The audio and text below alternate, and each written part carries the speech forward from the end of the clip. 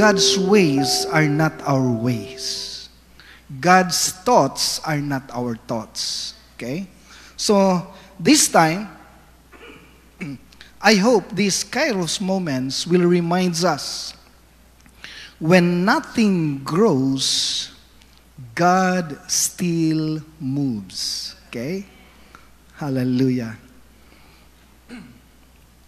Sundon na to ni, when nothing grows, dungan ta, ready, begin. When nothing grows, God still moves. Okay? Kamoy sumpay, ako'y sulti sa when nothing grows. When nothing grows, God still moves. Amen.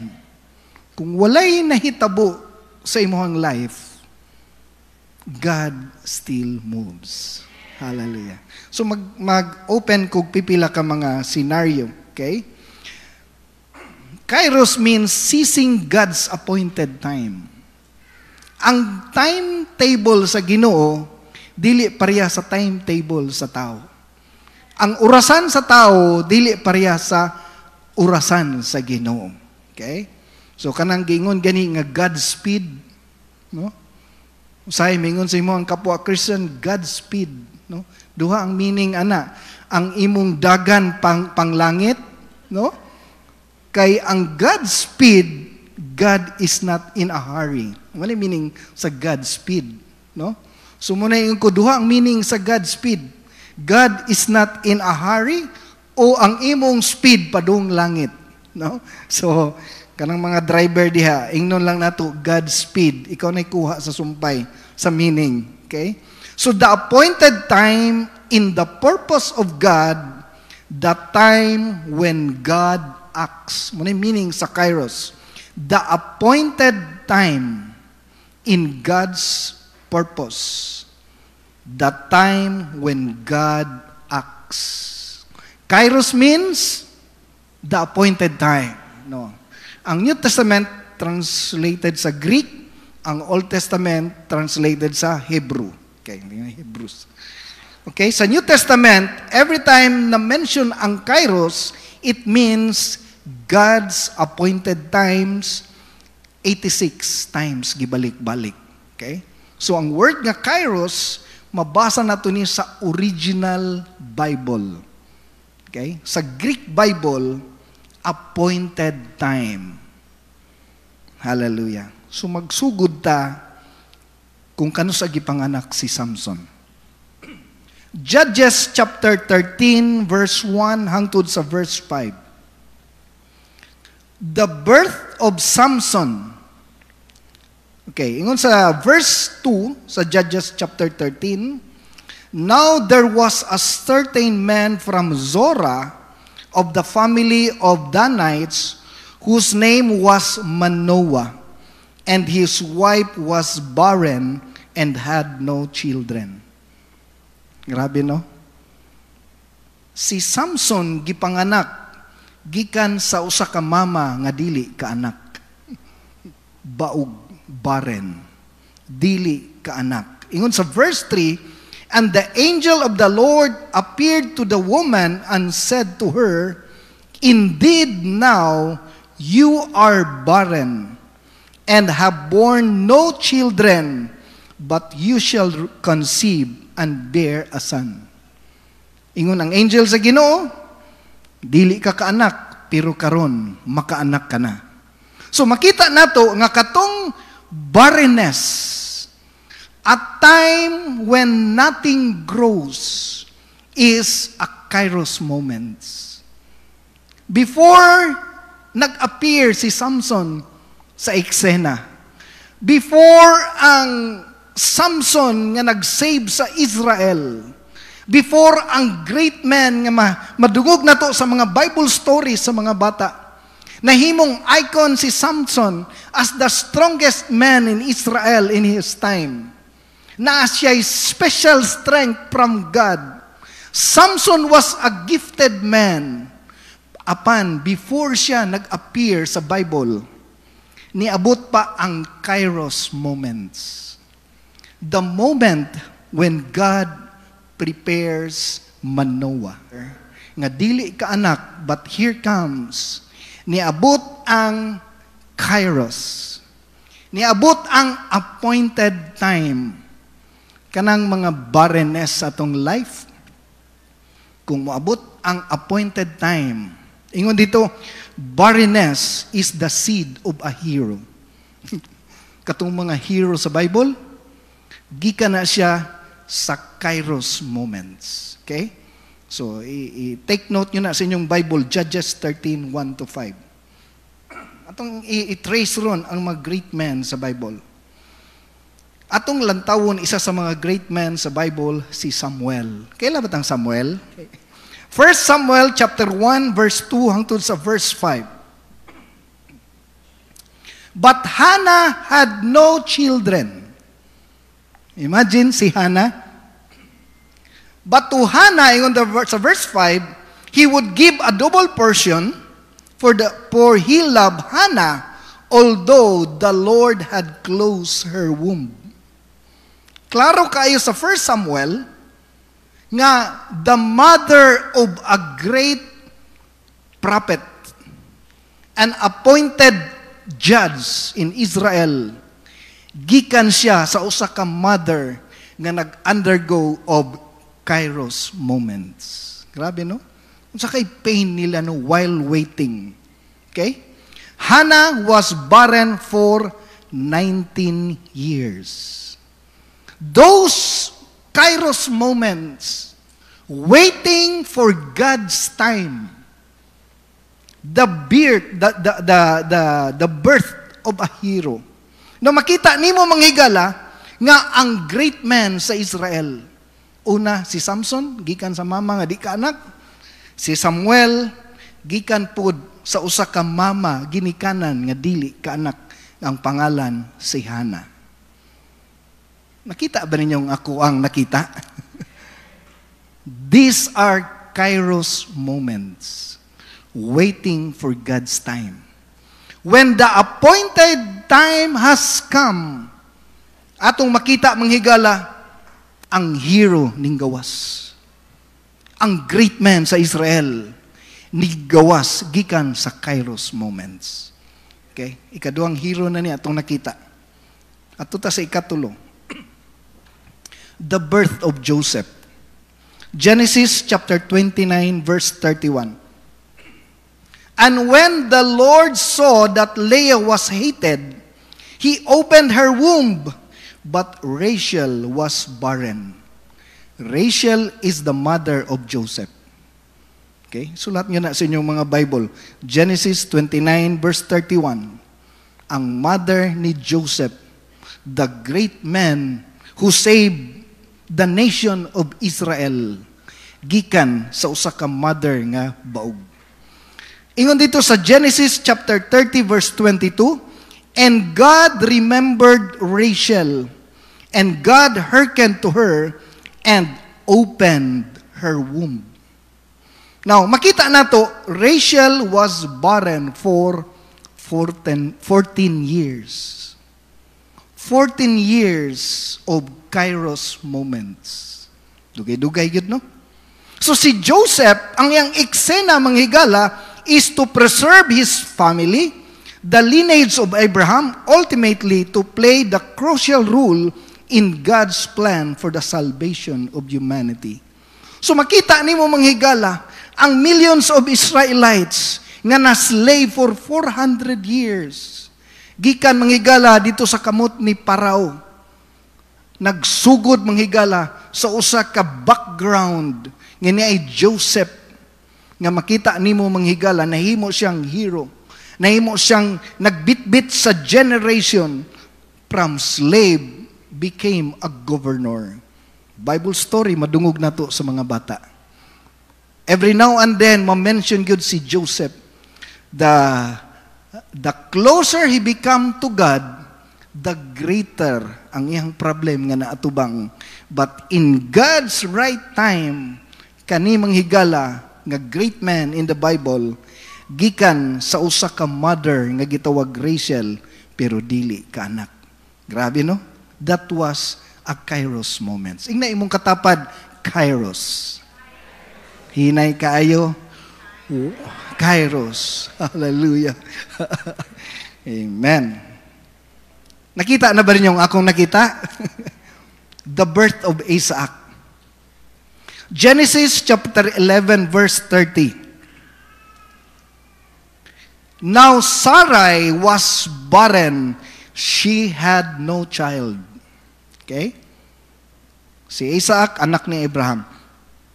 God said to Abraham, as for Sarah your wife, you shall call her Sarai, but Sarah shall be her name. I will bless her and also give you a son by her.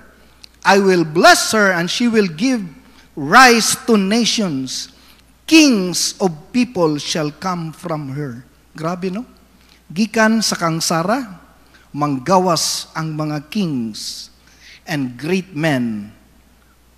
Ingon diri nga nations, tibuok nasod, siya magbitbit sa mga hari.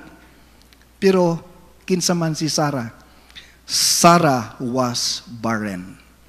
Now, Isaac, the son of a promise. Siya manghigala ang promise son nga gipangayo ni Abraham for a long, long years. God's promise that Abraham would have a child to carry on his mission.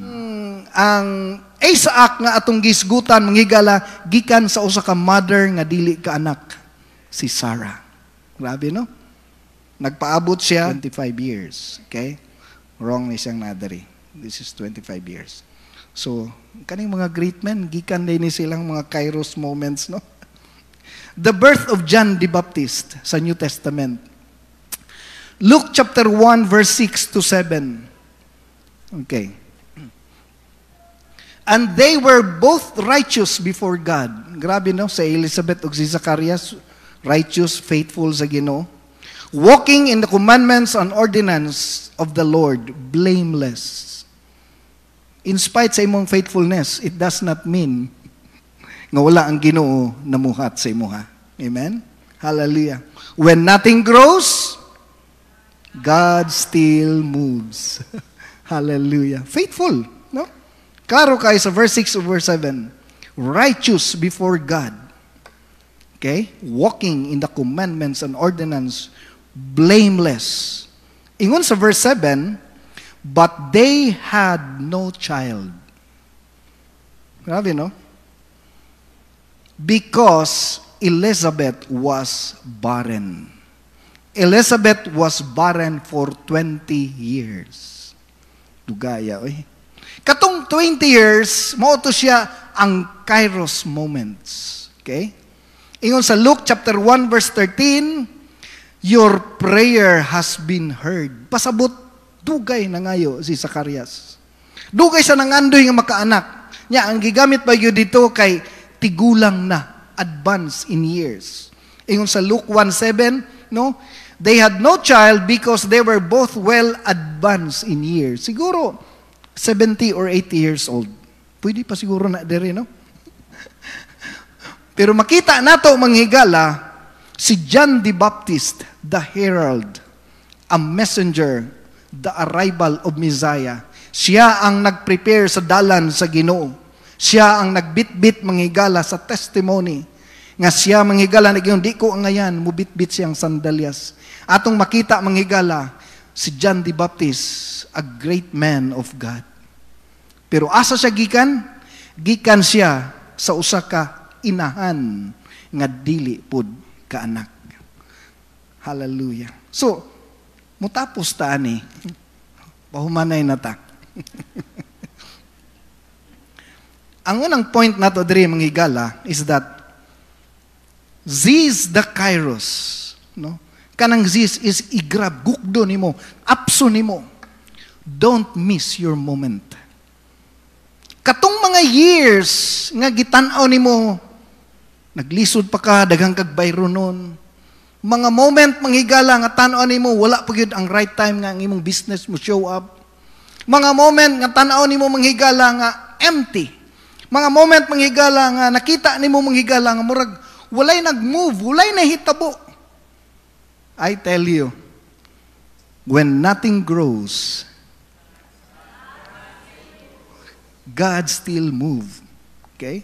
Hallelujah. Ingon sa Isaiah 55 verse 8 and 9, "For my thoughts are not your thoughts, nor your ways my ways, says the Lord. For as the heavens are higher than the earth, so are my ways higher than your ways, my thoughts than your thoughts." Di ginato masabtan ang pamagi sa Ginoo. Ang operating system sa Ginoo dili pareha sa operating system sa tao. Kung Apple ang Ginoo, kita Microsoft Word, dili gid siya compatible. Ang flow sa lihok sa Ginoo, if you want to go up, you have to go down. Ingna na ang prinsipyo sa Ginoo. Kung gusto ka mo gain, dapat mawad-an sa ka. If you want life, you have to die. Makita nimo manghigala nga ang operation sa Ginoo.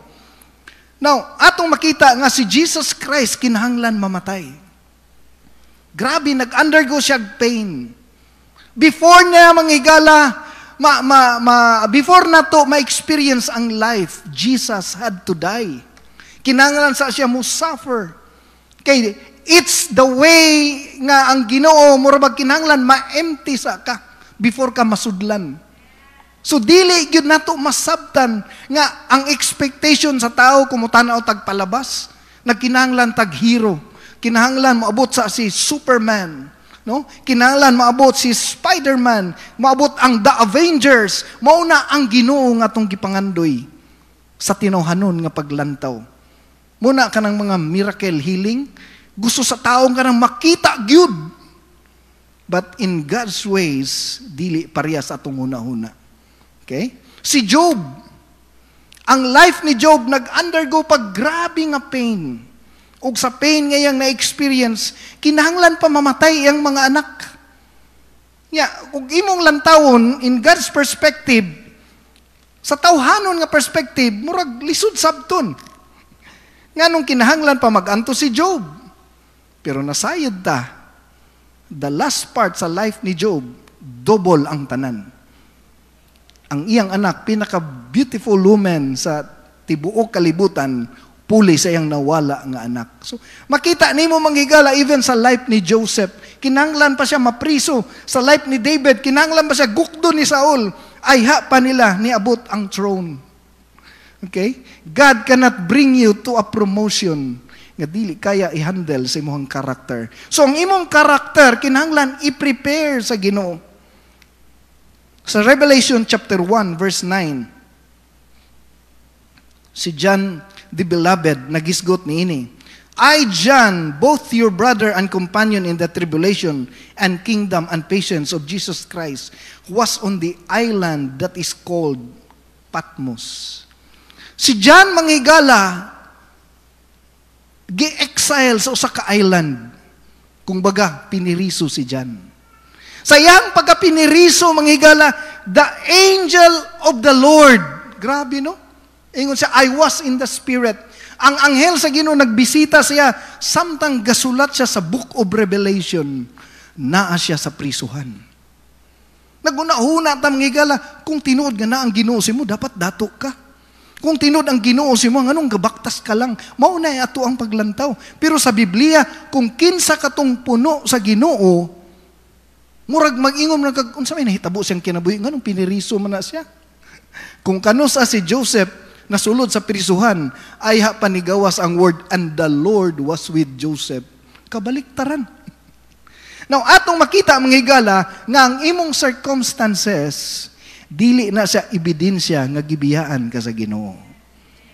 That was your Kairos moments. Ing na imong katapad, that was your Kairos moments. Hallelujah. Kung medyo barren ang imong life karon. Okay? Di masiguro na spiritual barrenness. Di masiguro na physical barrenness. Na siguro ka sa time ba nga murag uga ang imong spiritual, uga imong life. Anything nga nahitabo sa imong life karon, it was a Kairos moments. Matud pa, wait on God's timing. Seize the Kairos. Don't miss your moment. Okay? Basi mo na ni imong panahon. Upon knowing nga naa ka sa Kairos moments. Ikaduha, the pain of not seeing God at work. Okay? Mauni siya sometimes mangigala, nakapokus ta sa tuang pain. Ang pain is the greatest motivator sa tuang life. Nakasulod ko sa hospital, dito sa Paanakan.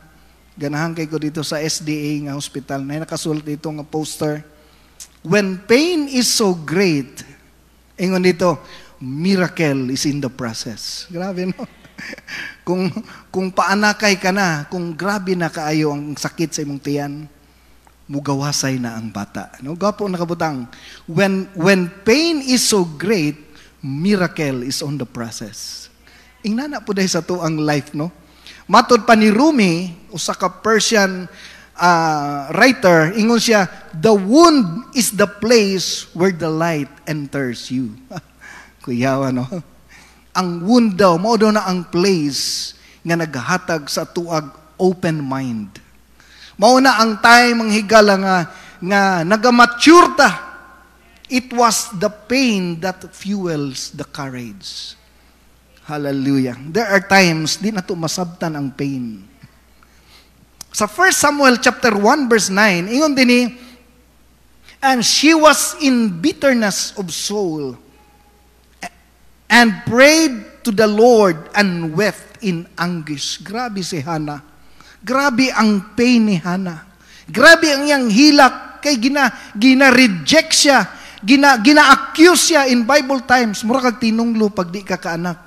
Apan atong makita diri manghigala, katong nga wept, katong nga anguish, katong nga pain. Miracle is in the process. Kay mugawasay day ang isa ka great man sa Israel nga si Samuel. Hallelujah. Genesis chapter 30. Atong makita diri manghigala si Rachel before ning gawa si Joseph, ingon dito, give me children or else I die. Muna ang word sa mama ni Joseph. No? But pasabot manghigala, grabe ang pain nga na-experience sa mama ni Joseph before ning gawas si Joseph. Before din mo ma-experience ang great things sa imong life, you have to undergo pain. Part na siya sa tuang life. Pain is inevitable. Di na gina siya malikayan. Suffering is optional. Pwede ni mo nang malikayan, pero ang pain, di gina siya malikayan. You cannot escape pain. Sa Luke 1, verse 6 to 7, ingon diri, si Elizabeth o si Zacarias was faithful, apan atong makita diri manghigala in spite of their faithfulness. Ingon sa Luke 1:13, your prayers has been heard. Sa sige na lagbalik-balik sa ampo for 20 years, finally, Kairos moments, niabot ra gyud ang God's appointed time. So manghigala, unsa man pain ang imong na-experience karon? Unsa ang mga nag-undergo, unsa nga process ang imong nahinabo karong mga panahona? Lastly, God's divine appointments. Sa Deuteronomy chapter 8 verse 2,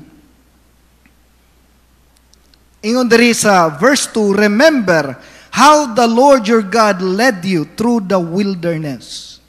Ang Ginoo gid nagdala sila sa wilderness. Ang Ginoo magdala sa imuha sa place of dryness. If you remember manghigala sa Jeremiah 29, ang Ginoo nagdala sila into exile.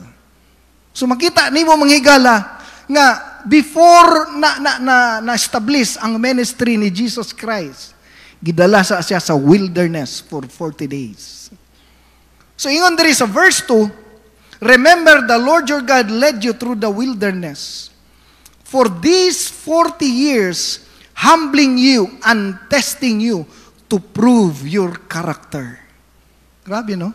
Even in Bible times, Kairos moments happens. Ingon diri, and to find out whether or not you would obey His commands, He humbled you by letting you go hungry. Mabut gid ang time ngigala, bisag kaunon wala na. Kumbaga, lubog ka na sa utang. Mabut na nga moment, no? Niabot na nga moment sa mong life Makayon kag, Lord, asa ka na. When nothing grows, God still moves. Bisan gud sa panahon nga wakay kaunon, ingon ang Ginoo diri, He led you through the wilderness. Now, ang isa ganahan akong ekstrina diri kaning Exodus 13 verse 17. Okay, tanawan niyo, makita niyo yung karakter sa Ginoo. When Pharaoh let the people go, God did not lead them to the road through the Palestine's country, though that was shorter.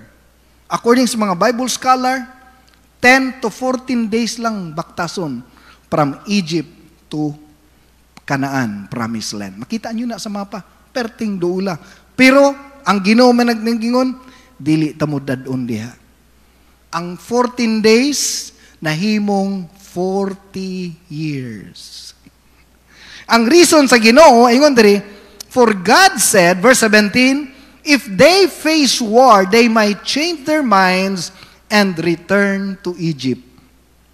Mas concern ang Ginoo sa imuhang promised land kaysa imuhang Egypt. Gusto sa Ginoo manghigala nga ready ang imong heart to face Egypt. Dili gusto sa Ginoo nga mubalik ready imong heart to face Canaan. Dili gusto sa Ginoo nga mubalik ta sa atong life dito sa Egypt. So, atong makita diri, God did not lead them. It was God nga wala naghatag sa imuhang shortcut. Anything that is shortcut is not from God. Dili gusto ang Ginoo automatic. Ang gusto sa Ginoo process. So ang Ginoo gusto niya i-prepare ka sa blessing nga gusto niyang ihatag sa imuha. So man manghigala, atong makita manghigala nga sa atong pagpangalagad sa Ginoo, dili ta mag-expect og automatic. Pag uli nako gikan sa Dipolog 2014. Pag abot namo dinhi, hallelujah. Si Rain Kinder 1. Kanang nagpiano ron, Kinder 1 naabot diri. Pila pa lang may kabulan. Gitahi ang ihang liog.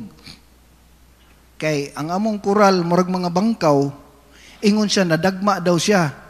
Ning kat-kat de siya niya ang bakal nga mga arrow ning tusok sa iyang liog. Kaduha gitahi iyang liog. Og wala mi kwarta.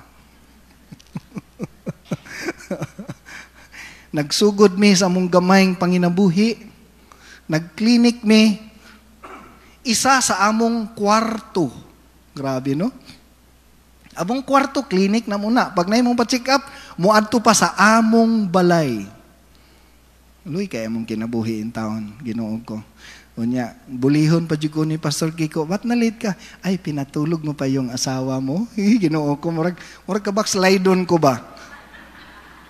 Kaya pala, pinatulog mo pa pala yung mga higala. That was a Kairos moments.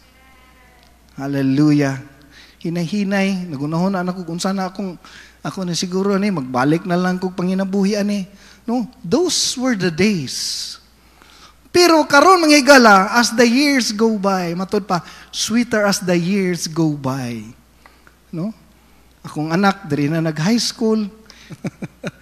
And praise God. Karong Friday, mo graduate na ang akong anak sa iyang 6 years in college. Hallelujah, si Faye. Palakpakan na to ang Ginoo. Pero, kanang 6 years, grabe ang Kairos moments. You know that. Kay Tubi, wow, praise God, doktor na akong anak. Sooner.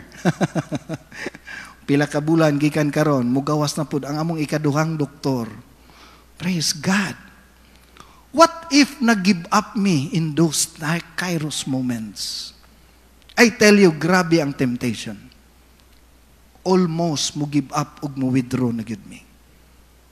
Siguro nagbalik-balik mi diri sa church for almost 4 years. Walay nahitabo. 4 years mi nagbalik-balik diri nga murag wala mi attender lang mi diri. For 4 years, manghigala, nakatindog ko atubangan sa pulpit karon because of those seizing the Kairos moments. Wala lang gyud mi nag-give up. Daghang kayong mga opportunities nga pwede, pero manghigala makita nimo in God's proper time. Gunit lang, when nothing grows, ang Ginoo nagalihok gihapon. Abi lang nimo wala. Muna giingon nga akala mo lang yun. But behind the scene, God still moves. Kung imong imaginon unsa si Hannah maghilak. Kung imong imaginon unsa si Elizabeth nagahilak. Kung imong imaginon unsa si Rachel nagingon kung di ko nimo tagag anak, may pay mamatay ko. Those are the days, manghigala, nga nag-wait sila in God's proper time. Karon manghigala, wa gyud sa mga nahuna nga ma-upgrade ang among sakyanan. Pero pag abot na mo diri sa Davao, sultian ta mo, buhi pa ang vintage nga Honda 70 karon. Gusto na ko na ibutang sa museum. Naap kong Honda 70 diya. Pag abot na mo diri ang akong motor, Honda 70. Wa na lain, mora na among kinakusgang sakyanan kay ang amuang karaan nga Nissan tuklod-tukluro na namo. Di na mo andar og di tukluron. Human na mo simba, manukad pa mi sa likod mo, tuyok mi padulong dito sa likod para mo andar. Walang mi nagsaba. Those are the Kairos moments. Kanang uban diri karon nga magbike-bike lang mo diri, nga magbaktas-baktas lang mo diri. Wait in God's timing. Nagi Kairos moments. Balakbakan nato itong buhing nga Diyos. Iduko nato itong mga ulo. Hallelujah. Praise God. Salamat sa pulong sa Diyos.